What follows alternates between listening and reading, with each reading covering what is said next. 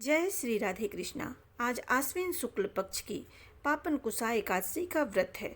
आज आप सभी सुनेंगे पापन कुसा एकादशी व्रत की पौराणिक कथा को। इस एकादशी व्रत के प्रभाव से जन्म जन्मांतर में किए गए मनसा वाचा कर्मणा द्वारा सभी प्रकार के पापों से छुटकारा प्राप्त होता है। इस एकादशी व्रत को करने से 1000 अश्वमेध यज्ञ और 100 सूर्य यज्ञ करने के समान फल की प्राप्ति होती है।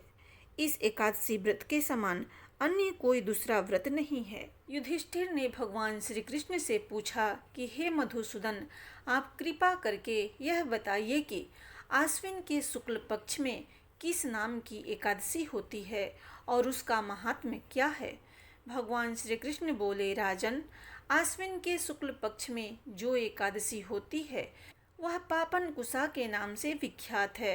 वह सब पापों को हरने वाली, स्वर्ग और मोक्ष प्रदान करने वाली, शरीर को निरोग बनाने वाली तथा सुंदर स्त्री, धन तथा मित्र देने वाली है। यदि अन्य कार्य के प्रसंग से भी मनुष्य इस एकमात्र एकादशी को उपवास कर ले तो उसे कभी यम यातना नहीं प्राप्त होती। राजन, एकादशी के दिन उपवास और रात्रि में जागरण करने वाले मनुष्य अनायास ही दिव्य रूप धारी, चतुर्भुज गरुड़ की ध्वजा से युक्त, हार से सुशोभित और पीताम्बर धारी होकर भगवान विष्णु के धाम को जाते हैं। राजेंद्र, ऐसे पुरुष मातृपक्ष की 10, पितृपक्ष की 10 तथा पत्नी के पक्ष की भी 10 पीढ़ियों का उद्धार कर देते हैं।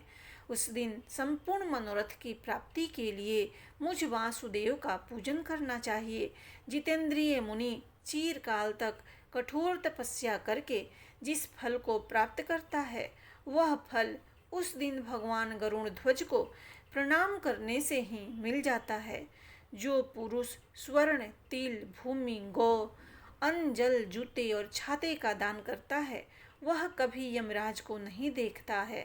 नृपश्रेष्ठ दरिद्र पुरुष को भी चाहिए कि वह स्नान, जप, ध्यान आदि करने के बाद यथाशक्ति होम, यज्ञ तथा दान वगैरह करके अपने प्रत्येक दिन को सफल बनाएं। जो होम, स्नान, जप, ध्यान और यज्ञ आदि पूर्ण कर्म करने वाले हैं उन्हें भयंकर यम यातना नहीं देखनी पड़ती। लोक में जो मानव दीर्घायु, धनाढ्य, कुलीन और निरोग देखे जाते हैं वे पहले पुण्यात्मा हैं। पुण्यकर्ता मनुष्य ऐसे ही देखे जाते हैं। इस विषय में अधिक कहने से क्या लाभ। मनुष्य पाप से दुर्गति में पड़ते हैं और धर्म से स्वर्ग में जाते हैं।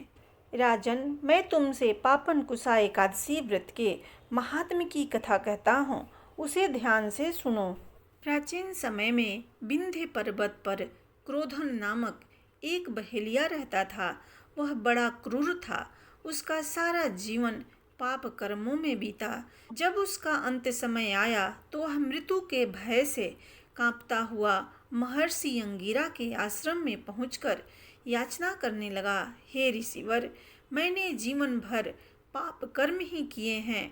कृपा कर मुझे कोई ऐसा उपाय बताएं जिससे मेरे सारे पाप मिट जाए और मोक्ष की प्राप्ति हो जाए। उसके निवेदन करने पर महर्षि अंगिरा ने उसे पापन कुसा एकादशी का व्रत करने को कहा। महर्षि अंगिरा के कहे अनुसार उस बहेलिये ने श्रद्धा पूर्वक इस व्रत को किया तो उसके सारे पाप धुल गए और उसे पापों से छुटकारा मिल गया। राजन, एक बार एकादशी व्रत के महात्म को जानने के लिए सब धर्मों के ज्ञाता, वेद और शास्त्रों के अर्थ ज्ञान में पारंगत, सबके हृदय में रमण करने वाले, भगवान विष्णु के तत्व को जानने वाले प्रहलाद जी से महर्षियों ने पूछा। महर्षियों ने कहा, प्रहलाद जी, आप कोई ऐसा साधन बताइए जिससे ज्ञान, ध्यान और इंद्रिय निग्रह के बिना ही अनायास भगवान विष्णु का परम पद प्राप्त हो जाए। उनके ऐसा कहने पर संपूर्ण लोकों के हित के लिए उद्धत रहने वाले विष्णु भक्त महाभाग प्रहलाद जी ने संक्षेप में इस प्रकार कहा, महर्षियों, जो 18 पुराणों का सार से भी सार तत्व है, जिसे कार्तिकेय जी के पूछने पर भगवान शंकर ने उन्हें बताया था, उसका वर्णन करता हूँ, सुनिए। महादेव जी कार्तिकेय से बोले, जो कली में एकादशी की रात में जागरण करते समय वैष्णव शास्त्र का पाठ करता है, उसके कोटि जन्मों के किए हुए 4 प्रकार के पाप नष्ट हो जाते हैं। जो एकादशी के दिन वैष्णव शास्त्र का उपदेश करता है, उसे मेरा भक्त जानना चाहिए। जिसे एकादशी के जागरण में निंद्रा नहीं आती तथा जो उत्साह पूर्वक नाचता और गाता है, वह मेरा विशेष भक्त है। मैं उसे उत्तम ज्ञान देता हूँ और भगवान विष्णु मोक्ष प्रदान करते हैं। अतः मेरे भक्त को विशेष रूप से एकादशी के दिन जागरण करना चाहिए। जो भगवान विष्णु से बैर करते हैं, उन्हें पाखंडी जानना चाहिए। जो एकादशी को जागरण करते और गाते हैं, उन्हें आधे निमेष में अग्निष्टोम तथा अति रात यज्ञ के समान फल प्राप्त होता है। जो रात्रि जागरण में बारंबार भगवान विष्णु के मुखारविंद का दर्शन करते हैं, उनको भी वही फल प्राप्त होता है। जो मानव द्वादशी तिथि को भगवान विष्णु के आगे जागरण करते हैं, वे यमराज के पास से मुक्त हो जाते हैं। जो एकादशी की रात में भगवान विष्णु के आगे वैष्णव भक्तों के समीप गीता और विष्णु सहस्त्र नाम का पाठ करता है, वह उस परम धाम को जाता है जहाँ साक्षात भगवान नारायण विराजमान हैं। मथुरा और ब्रज में भगवान विष्णु के बाल चित्र का जो वर्णन किया गया है, उसे जो एकादशी की रात में भगवान केशव का पूजन करके पढ़ता है, उसका पुण्य कितना है यह मैं भी नहीं जानता। बेटा, भगवान के समीप गीत, नृत्य तथा स्तोत्र पाठ आदि करने से जो फल होता है, वही कली में श्री हरि के समीप जागरण करते समय विष्णु सहस्त्र नाम, गीता तथा श्रीमद् भागवत का पाठ करने से सहस्त्र गुना होकर मिलता है।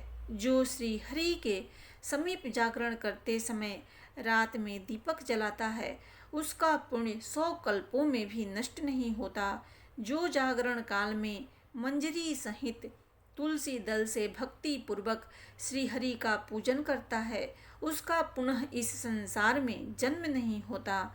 स्नान, चंदन, लेप, धूप, दीप, नैवेद्य और तांबूल, यह सब जागरण काल में भगवान को समर्पित किया जाए तो उससे अक्षय पुण्य की प्राप्ति होती है। कार्तिकेय, जो भक्त मेरा ध्यान करता है, वह एकादशी की रात्रि में श्री हरि के समीप भक्ति पूर्वक जागरण करें। एकादशी के दिन जो लोग जागरण करते हैं, उनके शरीर में इंद्र आदि देवता आकर स्थित होते हैं।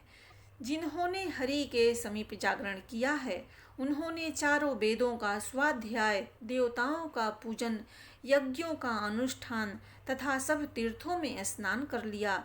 श्री कृष्ण से बढ़कर कोई देवता नहीं है और एकादशी व्रत के समान दूसरा कोई व्रत नहीं है। जहाँ भागवत शास्त्र है, भगवान विष्णु के लिए जहाँ जागरण किया जाता है और जहाँ सालग्राम शिला स्थित है, वहाँ साक्षात भगवान विष्णु उपस्थित होते हैं। एकादशी के दिन जुआ, निंद्रा, पान, पराई निंदा, चुगली, चोरी, हिंसा, मैथुन, क्रोध तथा झूठ, कपट आदि अन्य कुकर्मों से नितांत दूर रहना चाहिए। बैल की पीठ पर सवारी नहीं करनी चाहिए। भूलवश किसी निंदक से बात हो जाए तो इस दोष को दूर करने के लिए भगवान सूर्य के दर्शन तथा धूप दीप से श्री हरि की पूजा कर क्षमा मांग लेनी चाहिए। इस विधि से जो एकादशी का व्रत करता है, उसे उत्तम फल की प्राप्ति होती है। प्रेम से बोलिए भगवान विष्णु की जय।